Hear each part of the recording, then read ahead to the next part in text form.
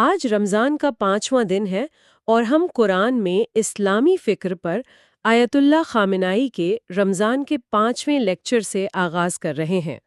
تو آج ہم ایمان کے تصور پر بات کریں گے، لیکن شاید اس طرح نہیں جس طرح ہم عام طور پر سوچتے ہیں۔ جی بالکل، عام طور پر تو یہی سمجھا جاتا ہے کہ ایمان بس دل سے مان لینے والی ایک کیفیت ہے۔ ایک پیسو سٹیٹ ہے نا، بس مان لیا اور بات ختم ہو گئی۔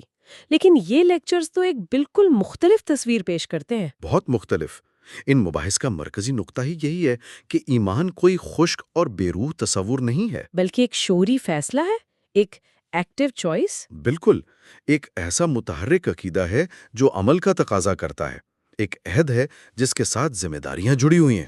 اچھا، اس کی کوئی مثال قرآن سے؟ جی، اس کی وضاحت کے لیے سورۃ النور کی ایک آیت کا حوالہ دیا گیا ہے، جہاں فرمایا گیا کہ سچے مومنین کا حال تو یہ ہے کہ جب انہیں اللہ اور اس کے رسول کی طرف بلایا جاتا ہے تاکہ وہ ان کے درمیان فیصلہ کریں۔ جی، تو ان کی زبان پر صرف ایک ہی جواب ہوتا ہے، سمعنا و اطعنا۔ ہم نے سنا اور ہم نے اطاعت کی۔ لیکن یہاں سننے کا مطلب کیا صرف کانوں سے آواز کا ٹکرانا ہے؟ ہرگز نہیں، یہ ایک بہت اہم نقطہ ہے۔ یہ سننا اصل میں گہرائی سے سمجھنے اور شعوری طور پر قبول کرنے کے معنی میں ہے۔ مطلب یہ اندھی تقلید نہیں ہے۔ نہیں، یہ ایک سوچی سمجھی وابستگی ہے۔ یہ کہنا کہ میں نے آپ کا پیغام سمجھ لیا ہے، اس کی گہرائی کو جان لیا ہے اور میں اس پر عمل کرنے کے لیے تیار ہوں۔ ایمان کا پہلا قدم ہی یہ شعوری قبولیت ہے۔ ٹھیک ہے، تو یہ شعوری ایمان اور اطاعت، اس کی بنیاد کیا ہے؟ یہ کس مرکزی خیال پر قائم ہے؟ اس کی بنیاد ہے توحید، اور لیکچرز کا ایک بڑا حصہ اسی تصور پر مرکوز ہے۔ اور توحید کو بھی صرف ایک فلسفیانہ بحث کے طور پر نہیں لیا گیا ہے نا؟ نہیں، بالکل نہیں، اسے ایک مکمل سماجی نظام کی بنیاد کے طور پر پیش کیا گیا ہے۔ اچھا، وہ کیسے؟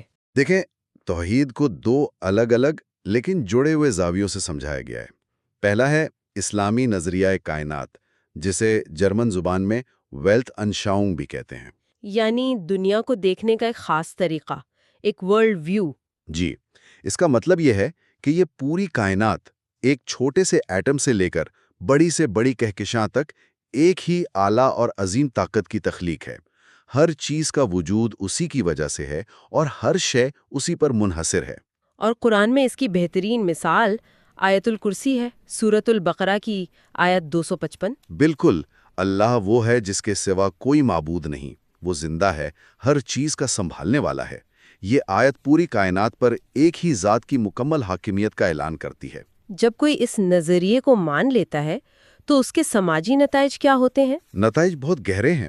اگر سب کا خالق ایک ہے تو پھر تمام انسان برابر ہیں۔ کوئی نسل، کوئی قوم، کوئی رنگ، کوئی کسی دوسرے سے برتر نہیں ہو سکتا۔ طبقاتی تقسیم، نسلی امتیاز اور قومی تفاخر کی کوئی گنجائش ہی نہیں رہتی۔ اصل میں توحید کا یہ نظریہ انسانی مساوات کا سب سے بڑا منشور ہے۔ ٹھیک ہے، یہ تو دنیا کو دیکھنے کا ایک نظریہ ہو گیا، ایک ورلڈ ویو۔ لیکن صرف مان لینا تو کافی نہیں ہوتا، اسے زندگی میں لانا بھی ضروری ہے۔ یہیں سے توحید کا دوسرا پہلو شروع ہوتا ہے۔ یعنی ایک آئیڈیالوجی یا عملی منصوبہ؟ بالکل، جسے اسلامی نظریہ حیات یا اسلامی آئیڈیالوجی کہا گیا ہے۔ یہ توحید کا عملی پہلو ہے۔ یہ صرف یہ ماننا نہیں کہ خدا ایک ہے، بلکہ اپنی پوری زندگی کو اس عقیدے کے مطابق ڈھالنا ہے۔ اور اس کا مطلب کیا ہوگا عملی طور پر؟ اس کا مطلب ہے کہ اللہ کے سوا کسی اور کی حاکمیت، عبادت اور اطاعت کو مکمل طور پر رد کر دیا جائے۔ کسی کی بھی، چاہے وہ کوئی طاقتور حکمران ہو، کوئی جابرانہ سماجی نظام ہو یا دولت اور طاقت کے بت ہوں، سب کو رد کرنا۔ ایک منٹ، یعنی یہ کہنا کہ خدا ایک ہے، اصل میں یہ کہنا ہے کہ صرف خدا ہی حاکم ہے۔ جی بالکل، یہی نقطہ ہے۔ اس کا مطلب تو یہ ہوا کہ کوئی بادشاہ، کوئی صدر، کوئی امیر طبقہ حاکم نہیں ہو سکتا۔ یہ تو سیدھا سیدھا ایک سیاسی اعلان ہے۔ یہی تو اس کی انقلابی روح ہے۔ یہ کوئی خشک فلسفیانہ بحث نہیں، بلکہ ایک ایسے معاشرے کی تشکیل کا منصوبہ ہے جہاں صرف خدائی قوانین کی حکمرانی ہو، جہاں انسانوں کے بنائے ہوئے طبقاتی نظام کو ختم کر کے انصاف قائم ہو۔ تو توحید ایک مکمل انقلابی پروگرام ہے۔ جی ٹھیک ہے، تو ہمارے پاس ایک مکمل نظریہ اور ایک عملی منصوبہ آ گیا، لیکن اس منصوبے کو زمین پر اتارے گا کون؟ یہاں پر میں سمجھتی ہوں انبیاء کا کردار سامنے آتا ہے، بالکل. اور لیکچرز میں نبوت کے لیے جو اصطلاح استعمال کی گئی ہے وہ مجھے بہت چونکا دینے والی لگی، سماجی انقلاب یعنی سوشل اپرائزنگ۔ جی، اور یہ بہت اہم نکتہ ہے. انبیاء کو صرف اخلاقی معلم یا روحانی پیشوا کے طور پر نہیں دیکھا گیا. جیسا کہ عام طور پر سمجھا جاتا ہے۔ جی، بلکہ انہیں انقلابی رہنما کے طور پر پیش کیا گیا ہے. ان کا مقصد صرف چند افراد کی اصلاح نہیں تھا، بلکہ پورے کے پورے سماجی، معاشی اور سیاسی ڈھانچے کو تبدیل کرنا تھا. سماجی انقلاب؟ یہ بہت بڑا دعویٰ ہے، مطلب وہ موجودہ نظام کو مکمل طور پر ختم کرنا چاہتے تھے؟ یہی ان کا مشن تھا، باطل نظام کو حق کے نظام سے بدلنا، اور ان کا طریقہ کار بھی یہی تھا. وہ اپنے مشن کا آغاز توحید کے بنیادی نعرے سے کرتے تھے، لا الہ الا اللہ. اور یہ نعرہ اس وقت کے طاقتور طبقوں، امیروں اور ظالم حکمرانوں کے مفادات کو براہ راست چیلنج کرتا تھا، کیونکہ یہ اعلان کرتا تھا کہ حاکمیت، قانون سازی کا اختیار اور اطاعت کا حق صرف اللہ کا ہے، کسی انسان کا نہیں. اس ایک نعرے نے فرعونوں اور نمرودوں کی حکومت کی بنیادوں پر ضرب لگائی. اور اس انقلاب کا حتمی مقصد کیا تھا؟ کیا صرف حکومت بدلنا؟ نہیں، حکومت بدلنا مقصد نہیں، بلکہ ایک وسیلے کی حیثیت رکھتا تھا.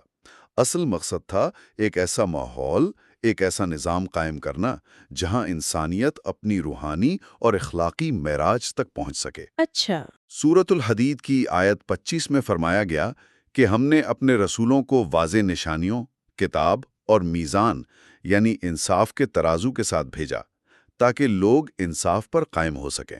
یعنی ایک منصفانہ معاشرہ قائم کرنا۔ جی، ان لیکچرز میں اسے ایک انسان سازی کا کارخانہ یا ہیومن میکنگ فیکٹری قائم کرنے سے تشبیہ دی گئی ہے، یعنی ایک ایسا نظام بنانا جو بڑے پیمانے پر صالح، عادل اور اعلیٰ کردار کے انسان پیدا کریں.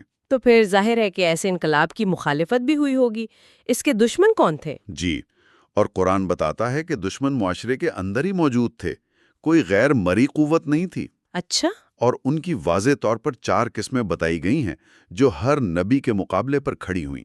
پہلا گروہ ہے ملا. ملا؟ اس کا کیا مطلب ہے؟ آپ انہیں آج کے دور کی با اثر ایلیٹ یا اسٹیبلشمنٹ سمجھ سکتے ہیں.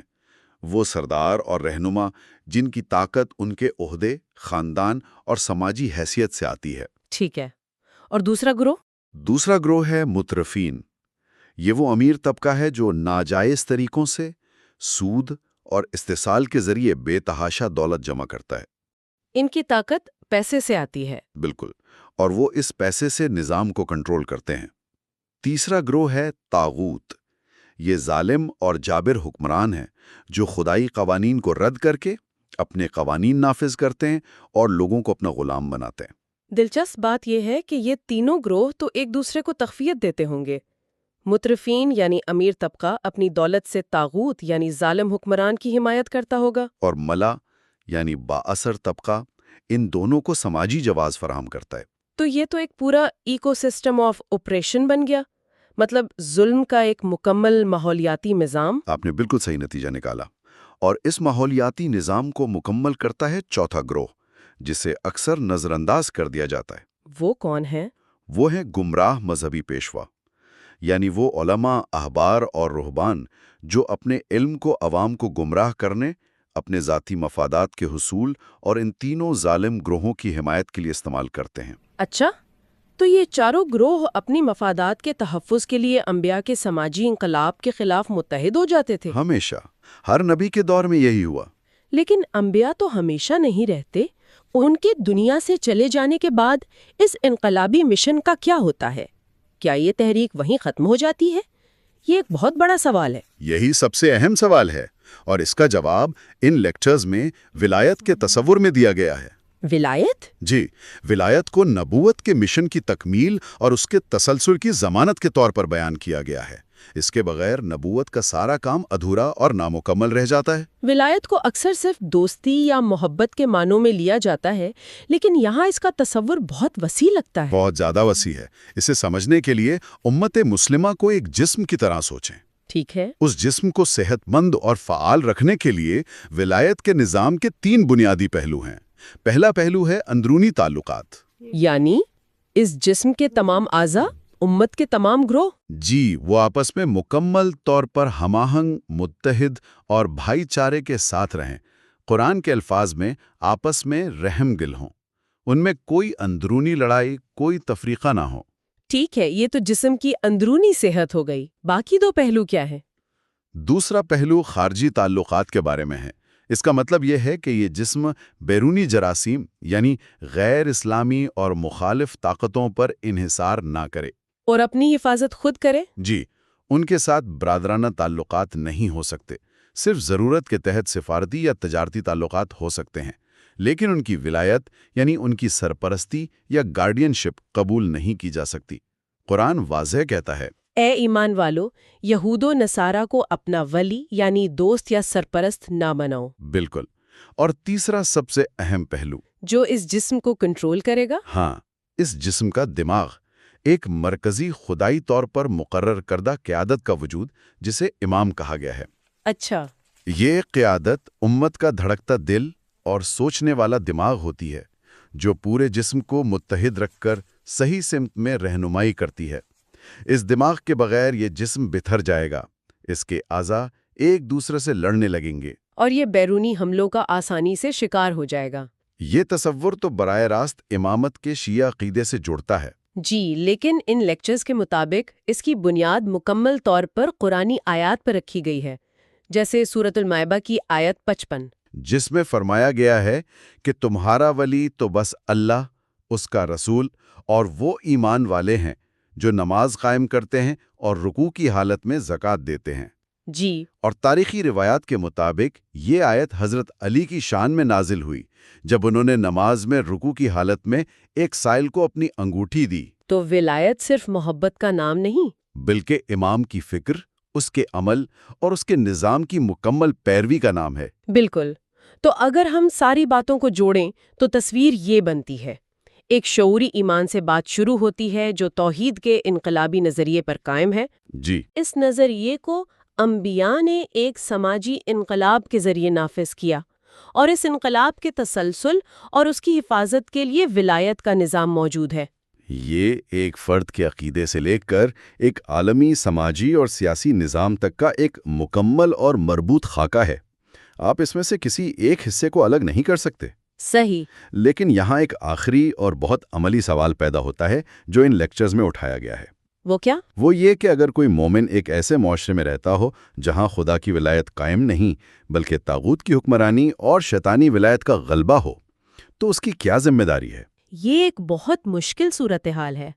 ایسے میں تو اس کا ایمان اور اس کی شناخت ہی خطرے میں پڑ جائے گی۔ اور یہیں پر قرآن ایک اور ذمہ داری عائد کرتا ہے، ہجرت۔ ہجرت یعنی اس جگہ کو چھوڑ دینا؟ ایک ایسے ماحول سے نکل جانا جہاں انسان اپنے دین پر عمل نہ کر سکے اور اس کی ایمانی شناخت کو مسخ کیا جا رہا ہو۔ تو یہاں ہجرت کا تصور صرف ایک تاریخی واقعے کے طور پر نہیں بلکہ ایک مستقل ذمہ داری کے طور پر سامنے آتا ہے۔ جی، ایک مستقل اصول کے طور پر۔ لیکن سوال یہ پیدا ہوتا ہے کہ آج کے اس عالمگیر اور جڑے ہوئے دور میں ایک مومن کے لیے ہجرت کا کیا مطلب ہے؟ کیا یہ صرف جغرافیائی منتقلی ہے، ایک ملک سے دوسرے ملک چلے جانا؟ یا اس کا کوئی اور گہرا مطلب بھی ہے؟ یا اس کا مطلب اس پورے غیر الہی نظام سے فکری، ثقافتی، معاشی اور عملی طور پر علیحدگی اختیار کرنا ہے تاکہ اپنی ایمانی شناخت کو محفوظ رکھا جا سکے؟ یہ ایک ایسا سوال ہے جو ان لیکچرز کے بعد سوچنے پر مجبور کرتا ہے۔